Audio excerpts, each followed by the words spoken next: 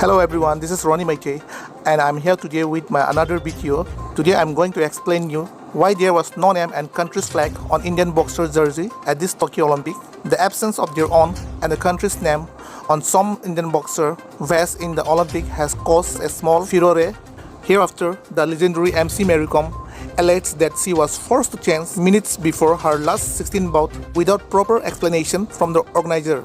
Mary Kom on Thursday and Loplina Borgohain on Friday fought in uniform which neither featured their name nor identified their countries at the back of their jersey. A conversation with Indian boxing high performance director Santiago Nieva and a look at the International Olympic Committee's rules threw some light at what exactly might have caused. The boxers are allowed to wear their last name or the given name on the vest, so if it was just Kom at the back, there would not have been a problem, or just Mangte would have been fine too.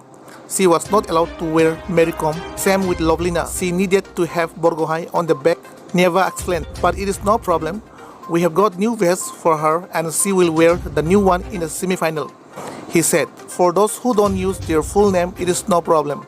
Like Pooja and Satish, Mary Kom's grievance was about being asked to change just minutes before the bout and not being told clearly about the rules, which seems to be quite apparent from the fact that she was not stopped from competition in the opening round despite her vest not adhering to let-down specification. Nieva said it is not a big issue for the team as a whole. As long as nobody is stopping you from the fight, we are good with everything, no problem, he said. The IOC rules on uniform states that the athlete name, preferred family name, may be included on the back of the vest, and the national flag or National Olympic Committee emblems is permitted only in one area per vest, shorts and skirts.